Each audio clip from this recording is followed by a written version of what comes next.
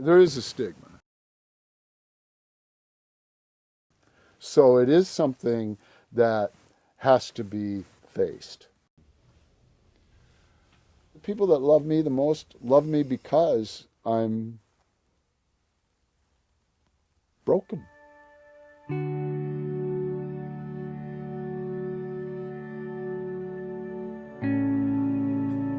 You know, when you're good, there's nobody better, but when you're bad, there's nobody worse. And I had this one friend, dear friend, tell me, we can't help you anymore, Jim. Your friends can't help you anymore. You need professional help. What I learned is that I can't really control my emotions. And my thoughts will then dictate my emotions. Now, you probably knew that in kindergarten. I never learned it. I never learned it until I went to Overlake Hospital. A mental illness isn't a character flaw. It isn't something you can will yourself out of. It isn't something you can just think differently and will go away, just like you can't will yourself from cancer.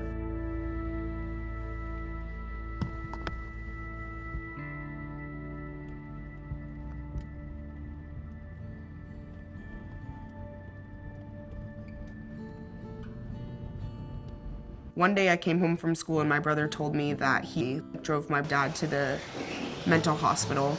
I just was shocked and I couldn't move, and I just was thinking there like, oh my God, my dad is crazy.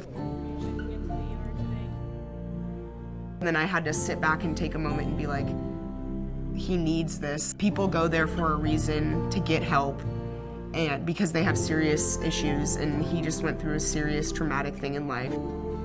It was really painful, especially to watch my dad be in such pain that he was, because he's my best friend. I thought there was nothing worth living for. And from the second I saw that Chargers, when she looked at me and said, we can help, we have a bed for you, I went, whoa, there's something worth fighting for here. There's something to live for. Jim was clearly suffering, and I really felt that. I could feel that in sitting with Jim. And honestly, I was struck by his courage. Most of our patients have to overcome stigma and anxiety over accessing mental health treatment. And I think our patients discover once they access our treatment, whether it's outpatient or inpatient, that they are being cared for by people that really care. Many of our patients have never been able to talk openly in a group about what they're going through, and to have others validate that experience, talk about their own experiences, is very, very powerful and healing. I really saw Jim go from a very depressed, suffering, anxious individual to really emerge with this passion and this enthusiasm and this engagement was very fulfilling. That's as good as it gets as a doctor. Dr. Koenig, the best.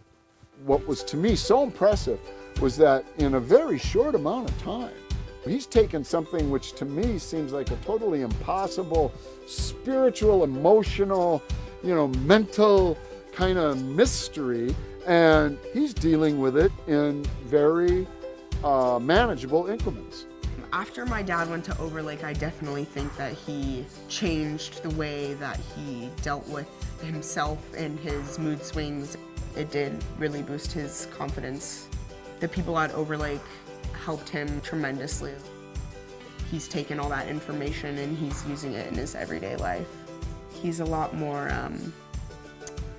content with who he is and where he's at in life. My dad makes me the proudest person in the world. There is a way to be able to live with this disorder, do so in a happy, constructive, productive way. But it takes work. And there are people who can help you do that work. And that's a lot of why I'm here, expressing gratitude to Overlake.